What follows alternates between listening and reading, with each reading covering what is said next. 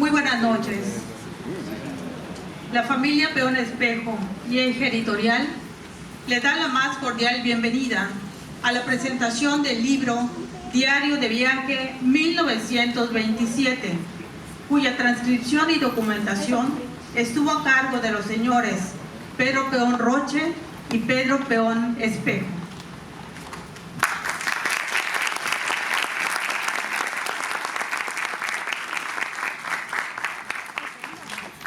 Rescatar y preservar la historia para las generaciones venideras es un hecho digno de reconocerse por diferentes razones, pero especialmente porque conlleva un alto sentido de generosidad. En el libro Diario de Viaje 1927, la narrativa es exquisita en la descripción de hechos, personajes y lugares que nos hacen sentir en la lectura de una novela histórica cuando, en realidad, en esta obra se respetó el contenido textual de los diarios del señor Pedro Manuel de Regil Casares. Y bien, para dar inicio, me permito presentar a quienes harán los comentarios de la obra que esta noche nos convoca. A esa casa paterna acudíamos de visita los domingos, llegando antes de las 5 p.m., donde sentados en cómodas mecedoras de mimbre, combatíamos al calor con el fresco de la terraza. Ahí sentados, los adultos conversaban entretenidamente y solo una regla de observancia monacal debíamos cumplir los menores, que consistía en permanecer mudos, so riesgo de ser enviados a cumplir alguna diligencia al fondo del patio. Como decían en esa época, a los niños se les debe ver, mas no escuchar. Palabras del señor Pedro Peón Roche, compilador y transcriptor de esta obra.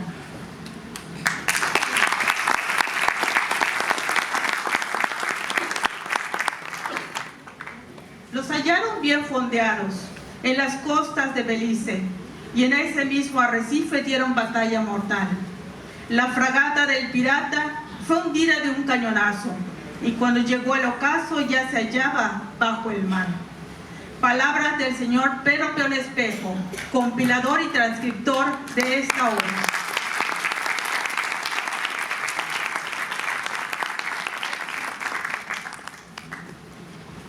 Por esperanza espero. Siento tus labios y tu risa, tus palabras sin voz, tu hermoso ritmo y esa rara serenidad con que te fuiste.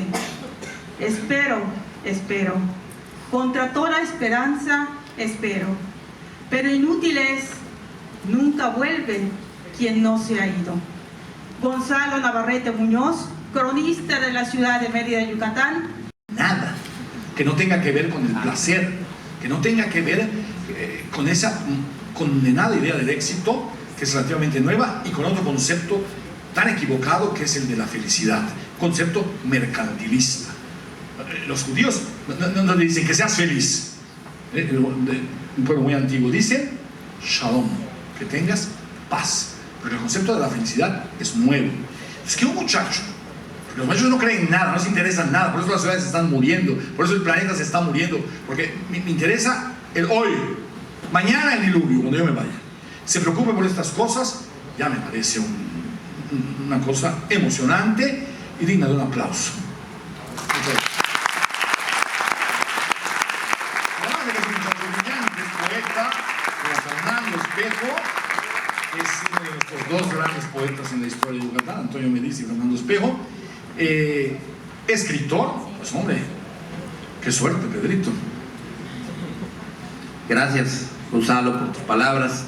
Pues con esta introducción que nos ubica en el espacio y el tiempo en que se vivía en México y lo que sucedía en Yucatán, pues ya quiero dar paso a los agradecimientos, primero que nada al H Ayuntamiento de la ciudad y a la Dirección de Cultura del Ayuntamiento por facilitarnos este precioso auditorio, a don Gonzalo Navarrete Muñoz, miembro del Consejo de Cronistas de la ciudad, muy en particular a un familiar mío, mi madrina querida, doña María Cristina B.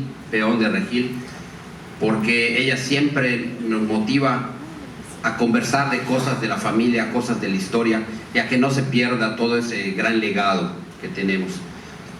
Agradezco a mi prima Cristina Espinosa Peón por prestarme los originales del diario, del cual salió el material íntegro y fidedigno de lo que aquí se ha publicado, más todo lo que se le agregó, se lo documentó y se ilustró. Al arqueólogo Luis Millet Cámara, que nos ayudó con el prólogo, y todo el grupo de personas que nos hicieron posible realizar la edición. Ponerse a editar un libro cuando nunca lo has hecho, les voy a dar una comparación. Es como saber bañarse en el mar sin saber nadar muy bien e inscribirse a cruzar la competencia de Cancún a Isla Mujeres con mal tiempo y creer que uno va a llegar. Se tiene uno que armar de paciencia, ir conociendo los pasos del diseño, del proceso, del acomodo. Es toda una profesión en donde participan muchas gentes.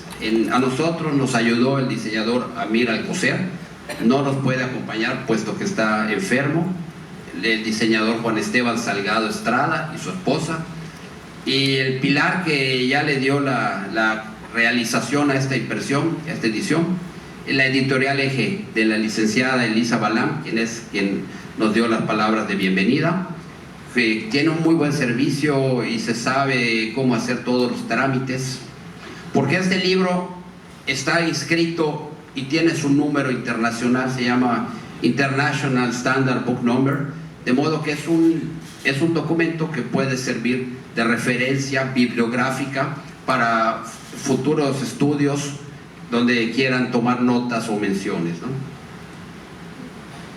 Este diario, quienes lo vayan a leer, esperemos que sean todos ustedes, no se hizo con fines de lucro, simplemente nació del amor de haber leído esos 3 pequeños diarios de viaje originales en letra manuscrita, preciosa y muy bella la letra, ¿no? En este caso de mi bisabuelo, tatarabuelo de Pedro, mi hijo. Pero dije, Pedro, te los presto, léelos, porque me oía conversar que estaba yo tan feliz yendo día a día, realmente viajando y transportado en el tiempo. Y dije, voy a teclearlo para que mis parientes lo puedan leer, porque si solo lo fotocopio o lo escaneo, nadie lo va a leer por lo difícil de la letra.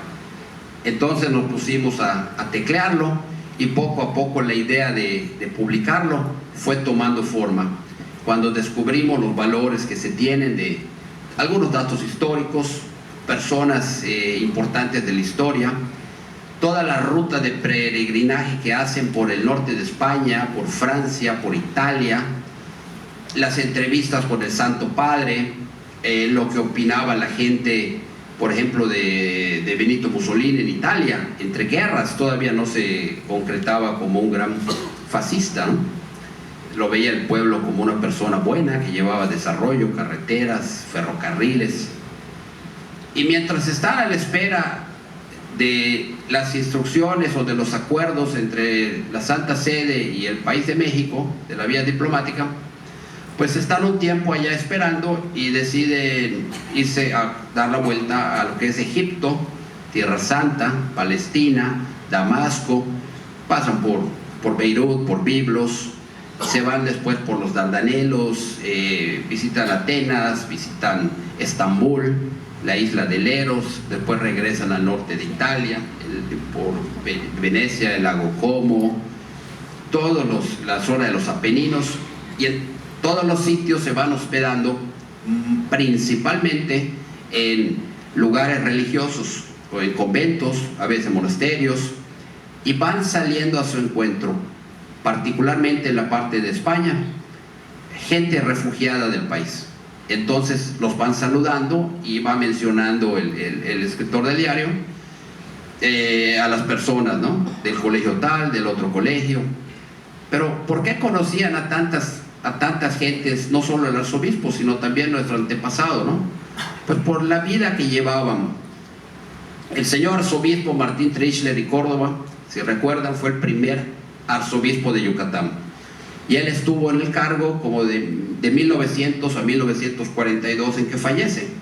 Él fue exiliado en 2 ocasiones del país, pero muchísima de la bibliografía que hoy existe y que son libros de consulta, dicen que el segundo exilio, que el señor arzobispo salió huyendo del país. Pues este documento escrito sin saber lo que iba a pasar con el tiempo, totalmente apolítico, simplemente un recuerdo personal que llevaba don Pedro Manuel de Regil, demuestra que no, que fue encarcelado en contra de su voluntad. Él quería seguir aquí apoyando a toda su diócesis, pero después de que lo encarcelan, pues sí, ya tiene que salir y va buscando instrucciones en Roma, ¿no?, para saber cómo iban a proceder, que después de un tiempo lo envían a La Habana y desde allá sigue atendiendo a su diócesis, que ya estaba muy mermada. Ya nos comentó aquí Gonzalo la situación de la ley Calles y todo lo que eso conllevaba, ¿no?, para el culto, el cierre de escuelas, que con el tiempo se entendió o se llegó a un acuerdo tácito, implícito, entre el gobierno federal y la iglesia y la educación, puesto que las leyes nunca cambiaron, pero se permitía que se dé la educación religiosa. Todos nosotros fuimos a colegios que pudiésemos decir, pues no estaban muy dentro de la ley, porque no se suponía que hubiesen instituciones religiosas impartiendo educación, pero se hizo un acuerdo y mientras se mantengan los programas esperados de educación, pues ya se seguía, se les permitía operar, ¿no?, trabajar. Y eso cambió hasta 1992, hasta hace muy poquito que el presidente Salinas ya permitió la creación de las asociaciones religiosas con propiedades de bienes y con actividades totalmente enmarcadas en orden, ¿no? La defensa que hacen los cristeros de su fe, podemos decir que fue una defensa por toda la creencia religiosa, puesto que el gobierno quería acabar con todas las creencias religiosas y defender el cristianismo, que era lo que era la gran mayoría en su momento, pues lógicamente implicó, con el paso del tiempo, la tolerancia a todas las demás creencias religiosas. Y hoy vivimos ya en un país abierto, donde no hay censuras hacia las creencias. Me han preguntado también por qué este señor Pedro Manuel de Regil Casares, ¿por qué se va con el señor arzobispo? Pues la razón es muy clara, es muy obvia, puesto que era su muy amigo. La familia Regil habían sido 2 hermanos que a mediados del siglo XVIII dejan la zona donde vivían, en Cantabria, aunque antes habían venido del pueblo de Errezil, País Vasco, y se van a Veracruz. El hermano Miguel se queda allá atendiendo la casa de comercio y el otro hermano, Pedro Manuel de Regil, también se llamaba, de la Puente Solana, viene a Yucatán y se casa en Yucatán, y de allá viene toda esa otra mitad de personas de apellido Regil. En los pueblos originales de ellos, a donde tenían viajes frecuentes, ¿no?, es increíble, pero tú vas hoy en día a España y las calles y los funcionarios y todo el mundo celebra las festividades religiosas. Los españoles del norte de España no ocultan su fe, la hacen pública, cierran calles, hacen desfiles, peregrinaciones, ¿no?, particularmente en el norte, aunque es una costumbre difundida en el resto del país. En el caso de estos Regil, el pueblo originario de ellos se llama Errezil. Si tú vas allá, encuentras que muchas de las casas más antiguas, blasonadas, casi todas tienen en el dintel principal de la puerta una imagen del Sagrado Corazón de Jesús o una cruz tallada, ¿no? O sea, ellos ya venían con una convicción de fe. Y este señor Regil, toda su familia, este antepasado, estuvieron muy comprometidos en ayudar a la iglesia.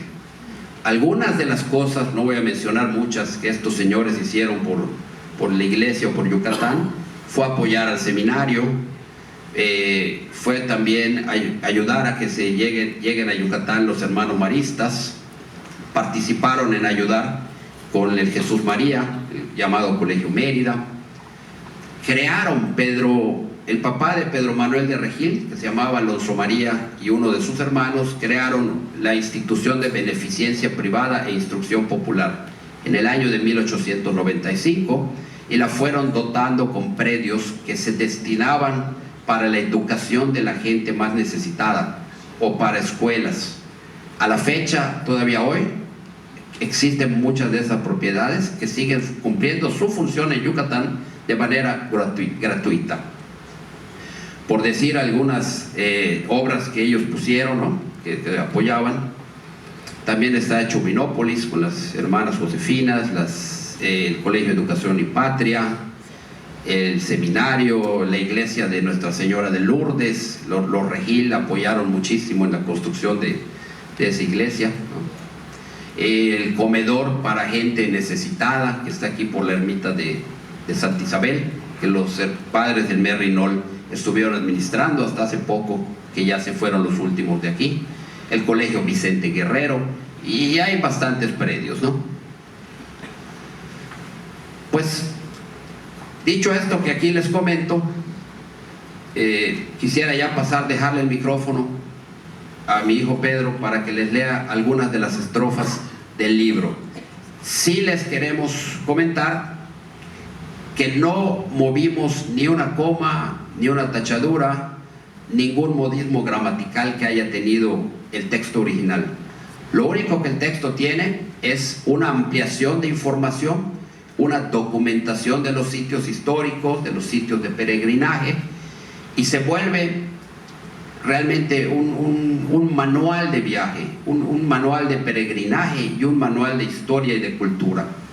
La persona que lea esto y comprenda esto, podríamos decir, ya tendría su primer certificado de cultura general del mundo y de la cristiandad. Y les dejo aquí a Pedro.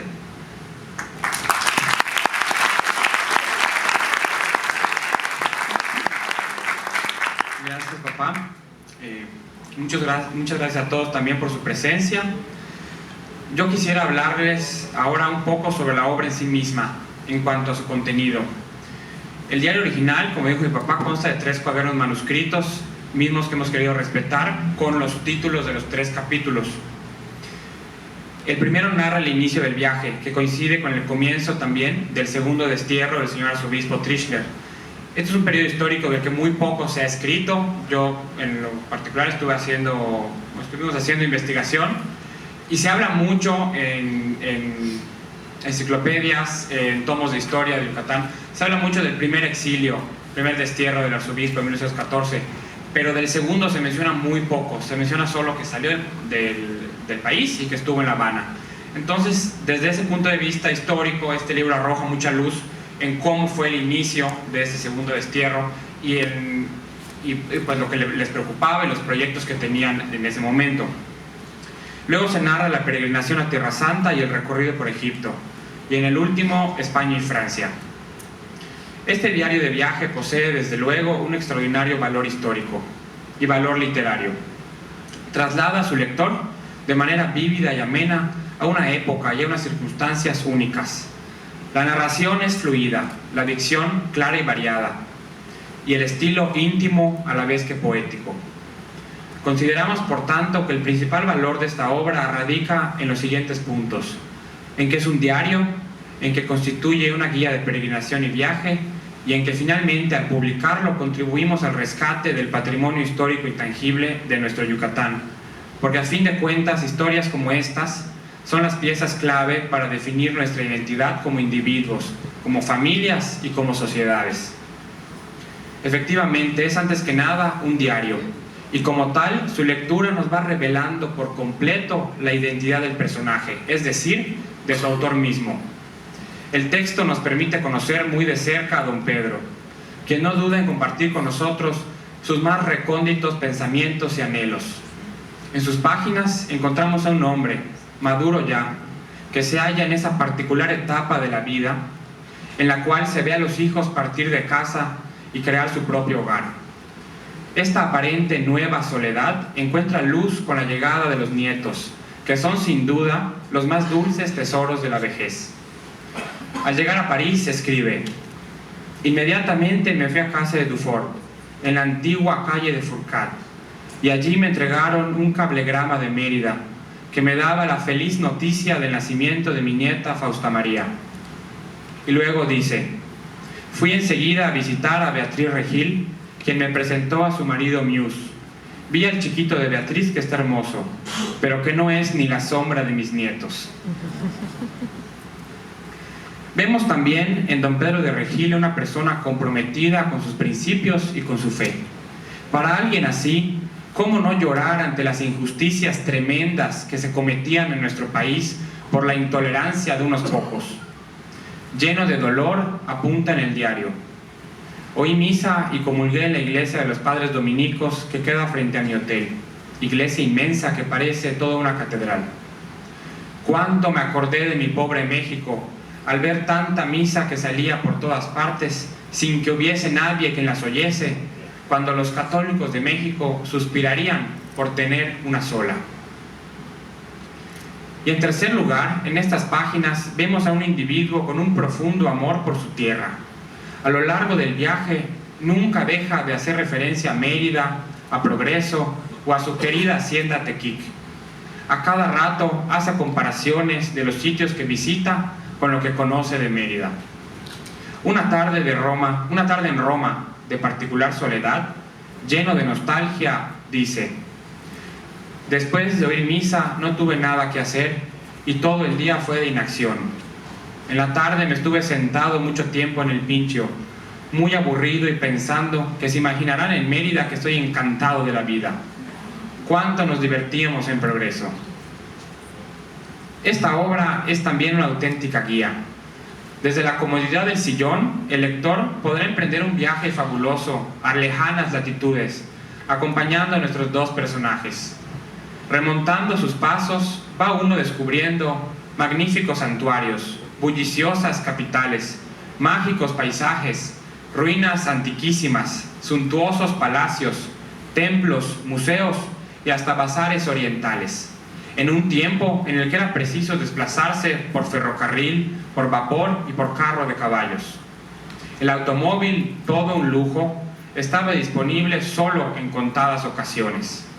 Y por supuesto, también van apareciendo célebres personajes a quienes el autor tuvo la oportunidad de conocer, como el Papa Pío XI, el general Primo de Rivera, doña Carmelita Romero Rubio de Díaz, entre otros. Por último, al ser un relato narrado en primera persona, constituye una fuente de información riquísima para quien desee estudiar aquella época y sus acontecimientos. Ahora les quisiéramos mostrar unas fotos que estuvimos recopilando como parte de la investigación. Tenemos aquí al autor en un retrato al óleo por un padre jesuita de apellido Carrasco. Allá se encuentra ya como a sus 50 años de edad. Siguiente, por favor. Esa es la casa que está sobre el Paseo de Montejo, que él mandó a construir, utilizando también a los arquitectos que vinieron a Mérida para la construcción del Teatro Peón Contreras, en particular Alfonso Cardone y Enrico de Certi. Siguiente. Esta casa, que hoy ya no existe, es la que pertenecía a esta familia que estaba en la Ciudad de México, en el Paseo de la Reforma, cruce con calle París, donde actualmente está el Senado de la República. Esta casa la construyó su papá junto con sus hermanos, y fue donde ellos pasaban largas temporadas también en familia. Siguiente, por favor. Esta es una foto que pertenece al acervo familiar, y esta foto fue tomada en la sala de la Quinta Loreto, una casa que ya no existe aquí en Mérida, que era propiedad de su suegro, don Álvaro Peón de Regil. Él se ve cómodamente sentado en la mecedora del lado izquierdo, su suegro, y don Pedro está en medio con su esposa y con su hijo mayor Álvaro. Siguiente. Allá se ve a don Pedro cuando ya había nacido su hijo Álvaro, todavía no había nacido mi bisabuela María Cristina. Siguiente. Aquí se ve la fachada del Teatro Peón Contreras, que él junto con su cuñado Aurelio Portuondo terminaron de construir en el año 1908. Y en la placa se aprecia el nombre. Cualquiera de ustedes que tenga la oportunidad de ir al teatro lo puede leer. Siguiente. Allá abajo sale el nombre de la compañía que terminó el teatro. Y de nuevo a la siguiente, por favor. Estos son nuestros dos protagonistas del viaje: don Pedro, como ya mencionamos, y el arzobispo Trischler. Siguiente, por favor. Aquí se ve una foto del arzobispo en el destierro en La Habana, del lado derecho, y del lado izquierdo cuando llegó a Yucatán. Siguiente, por favor. Y este es un dibujo, pues, del recorrido del viaje que se narra en estos diarios. Ahora quisiera compartir con ustedes algunos fragmentos del texto que consideramos valen mucho la pena para darnos una idea más completa de lo que se trata este libro. Vamos a encontrar prosa poética, minuciosas y coloridas descripciones y emotivos momentos de fe.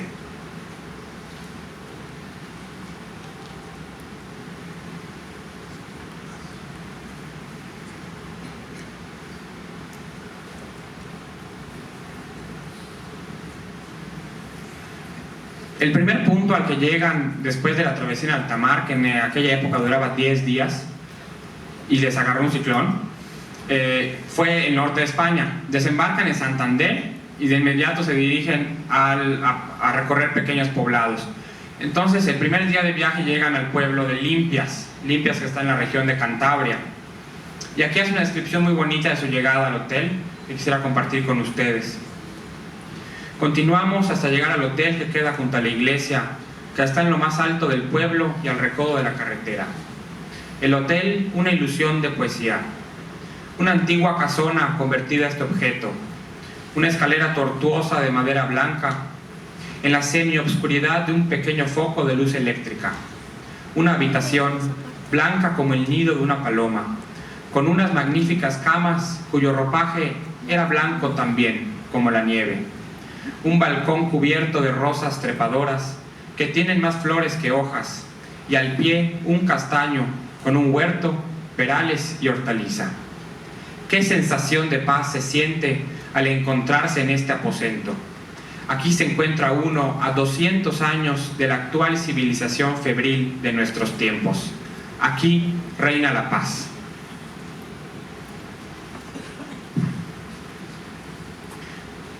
Posteriormente, lleno de emoción, describe su llegada a Roma el primer día y asisten a unas vísperas en la plaza de la Basílica de San Pedro, y al llegar apunta en el diario: qué espectáculo tan grandioso el de la plaza de San Pedro. Aquel conjunto de la plaza, la columnata y al fondo la basílica es único en el mundo. Las dos fuentes manando gran cantidad de agua que, vistas contra el sol, hacían un cuadro bellísimo. Luego la animación que allí reinaba, el ir y venir de gentes de todas clases y de todos los idiomas, el gran número de obispos, sacerdotes, frailes, monjas, seminaristas, que van llegando para asistir todos a una misma función. Los juegos de los chiquitos del pueblo que se encaramaban sobre la base del gran obelisco. Todo esto formaba un conjunto inimitable, del cual se guarda un recuerdo imperecedero. Luego apunta algunas anécdotas con carácter muy jovial, y entre ellas está cuando llegan al pueblo de Nápoles, porque hay un italiano de apellido Mazzaroni que vino para pintar el Peón Contreras y que también pintó la hacienda de Tequic y la casa de Montejo. Entonces habían entablado una buena amistad con él y trataron por todos los medios de contactarlo. Entonces, ahorita va la anécdota que les refiero.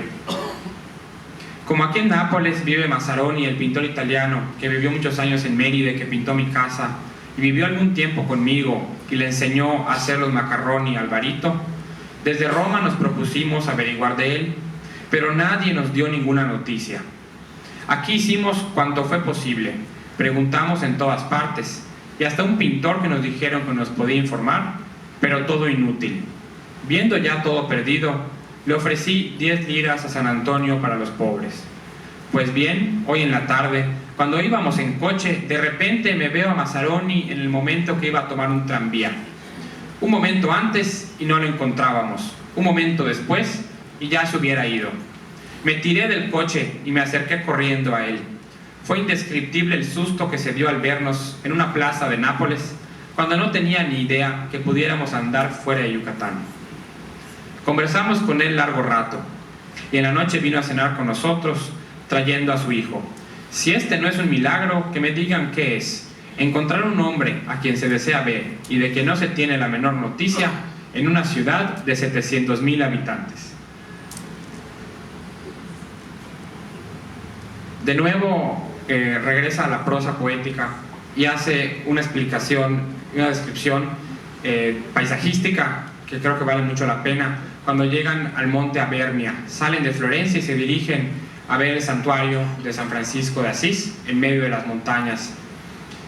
Dice así: seguimos subiendo, pues teníamos que pasar del valle de Florencia al valle del Concertino, atravesando los montes Apeninos que se interponen entre los dos.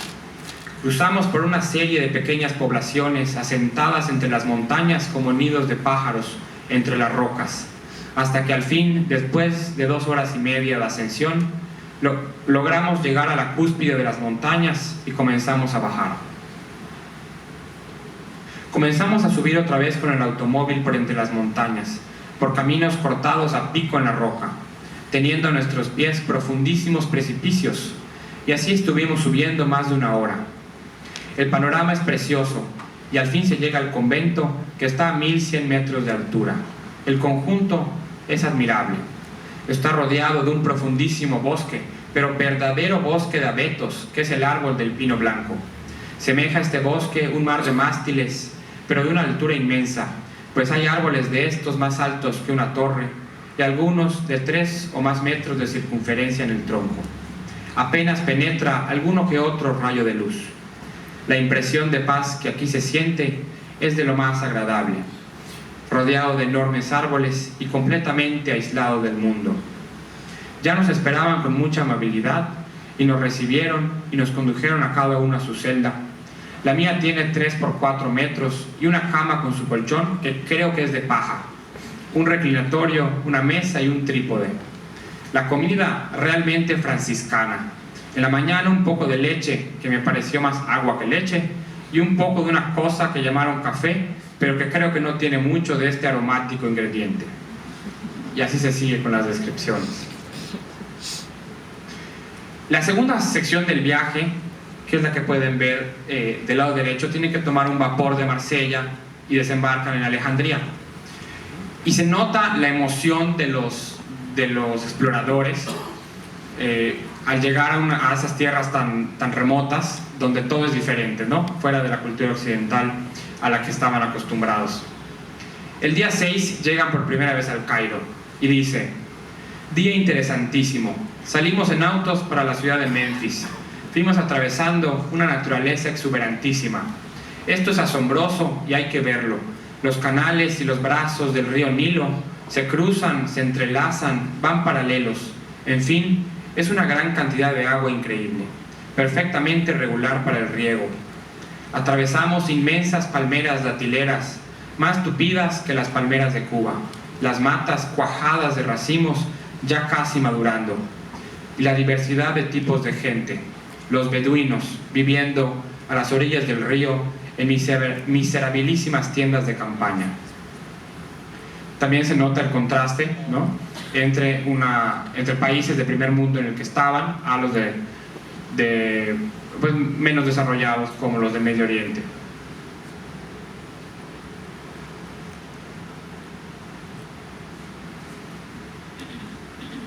Le voy a dar 2 explicaciones más. Con eso terminamos. Luego llegan de Jerusalén a Damasco, que en esa época pertenecía, pues Medio Oriente y Palestina pertenecía al Imperio Británico y a Francia, ¿no? Todavía no se habían independizado los países que tenemos hoy en día. Dice: a las 4:30 de la tarde y de manera repentina pasamos de la aridez tan terrible de toda la Palestina a una llanura cubierta de árboles y verdor, y apareció Damasco a la lejanía, a donde llegamos en pocos minutos. La transición es de lo más sorprendente, pues después de haber pasado por tantas ciudades y pueblos, en donde no hay ninguna o muy poca señal de vida moderna, se llega a Damasco, con tranvías eléctricos, hoteles, cafés, restaurantes y otras señales de modernidad mezclada con la vida oriental del país. Las calles hervían de gente en toda clase de trajes orientales, bazares por todas partes, vendedores de frutas, dulces, comidas, café y un mundo de cosas. Por las descripciones tan vívidas puede uno imaginarse, ¿no? Y viajar junto con los protagonistas. Y por último quiero terminar con una anécdota que narra en su último día en Atenas. Atenas habían llegado en vapor y también se van en vapor, como van a escuchar. Dice: por fin subimos a la Acrópolis. Imponentes son estas ruinas que comienzan por el propileo o gran escalera y pórtico que le daba entrada, y luego se encuentra uno frente al famoso Partenón. Grandioso debe haber sido este templo. La sencillez de su arquitectura le da una majestad sin igual, cuya descripción no es fácil de hacer. Aquí recordé mucho el cuento que nos hacía tío Ignacio de tío José María Peón, hermano de mi abuelo, uno de los primeros yucatecos que vinieron a estas tierras, y que sentado junto al templo de Minerva escribió que estaba haciendo una cosa que ningún ateniense había hecho antes, y esto era fumar un cigarrito de coloche, cosa que yo no pude hacer porque no lo tenía, pero me conformé en fumar un cigarro turco. Todo aquí son recuerdos llenos de la gloria de Atenas. A las 5 de la tarde se puso el vapor en movimiento, y cuando ya estaban marchando apareció de lejos un bote en que venía una señora inglesa que se había quedado en tierra y que venía haciendo señales. El vapor aminoró la marcha, los remeros del bote se apuraron, bajaron la escala, y al final llegó al bote con la inglesa tan fresca como si hubiera estado dando un paseo por el lago. Tomó la escala y subió en medio de los aplausos de todos los pasajeros. Con este acto trágico cómico terminó nuestra visita a Atenas.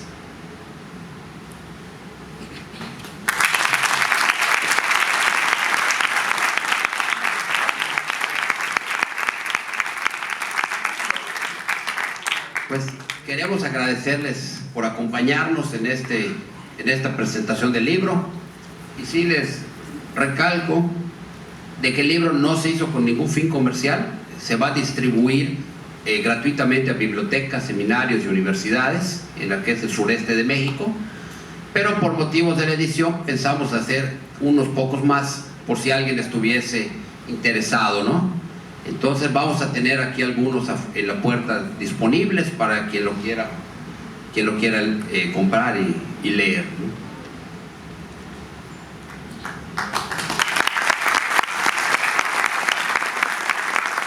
Si alguien quisiera hacer alguna pregunta, tenemos un micrófono inalámbrico y se los pueden pasar.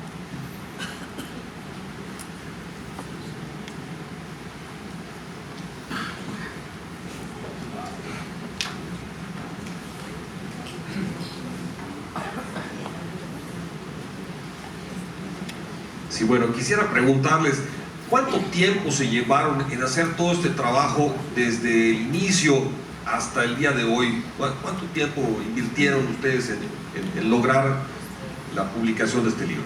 El principio de encontrar este diario y empezarlo a leer, al día de hoy llevamos como 5 años, ¿verdad? Porque primero se leyó, después se lo presté a Pedro, después se los devolví a mi prima, que nos había prestado, después se los volví a pedir, los tuve que fotocopiar, escanear, y después nos pusimos a teclear todo, a reteclear todo, y después a todo el armado del diseño, de la letra, después la imprenta. Entonces ha sido un trabajo de paciencia, porque pues también no estamos dedicados a esto. Esto solo en los tiempos libres o los fines de semana, en ocasiones, ¿no? Yo quiero preguntar qué edad tenía el abuelo cuando realizó el viaje. 53 años. Sí, él nació en 1875. El 4. A ver, yo quiero preguntar si tardaron mucho en reconocer la letra. Vale, la verdad que sí. con lupa, a veces asemejando una letra con la anterior, ¿no? Para poder descifrarlo. A veces tenía que escribir en alta mar, con mal tiempo, a veces en el tren, a veces en coche calesa, a veces con sueño, y se ve cómo se va deteriorando, ¿no? la legibilidad de la manuscrita. Pero sí, también allá estuvo muy interesante, con mucha lupa. El propio libro, en cada uno de los 3 capítulos en que está dividido, tiene una fotocopia, una impresión exacta del tamaño y de la letra, ¿no? Del texto, para que lo puedan comparar en su momento. También yo vi el libro hace algunos días en la biblioteca universitaria, ¿verdad? Sí, en la UADY llevamos algunos libros, y ya una vez que veamos cuántos se venden, cuántos se van a enviar ahora en enero de regalo a las universidades y bibliotecas y seminarios, los demás los pondremos a la venta en la UADY y en la librería Badú, que es la librería de la editorial EG.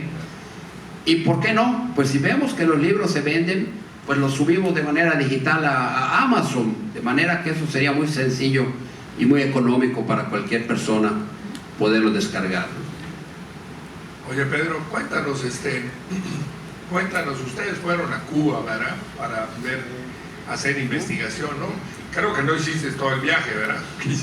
No, 7 meses, cuando vuelva ya no hay donde trabajar, no se puede tanto, ¿no? Hoy en día.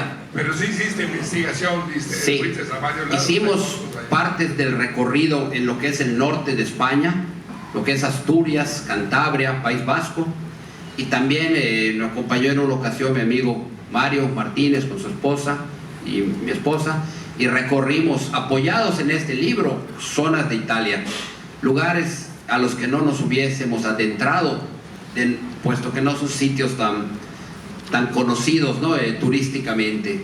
Entonces, en muchos lugares nos apoyó esto. Y después hubo la inquietud, ya más a manera personal, por los cuentos familiares de que es que en Cuba habían propiedades y habían cosas y yo dije, bueno, ya estoy grande, pues yo voy a brincar a Cuba a ver qué es lo que había.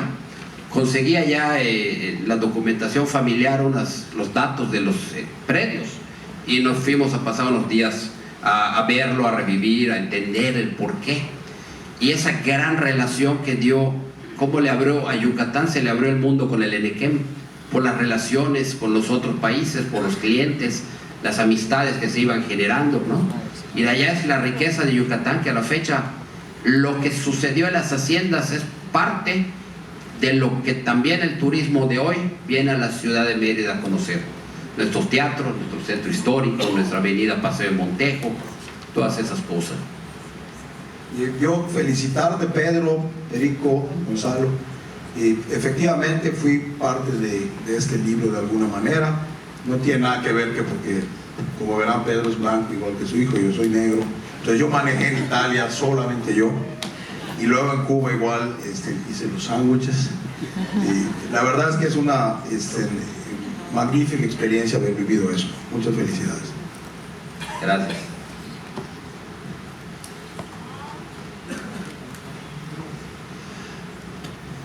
Pues si no hay otra pregunta, pues agradecerles y decirles que pues aquí afuera tendremos unos bocadillos, unos refrescos y un vino para el que quiera acompañarnos.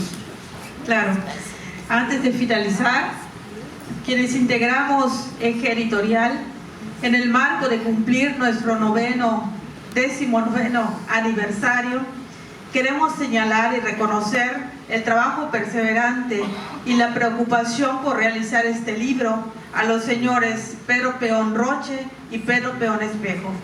Eje, su casa editorial, agradece la oportunidad que nos brindaron para la edición de este libro, que sin duda será un referente valioso para conocer más de la historia de nuestro estado. Queremos también agradecer y destacar la presencia de familiares y amigos de la familia Peón Roche y Peón Espejo. Muchas gracias. Su presencia, su asistencia esta noche le da un realce a este libro familiar. Agradecemos asimismo al Ayuntamiento de Mérida, al presidente municipal Renán Barrera Concha, a la Dirección de Cultura por todas las facilidades que nos otorgaron.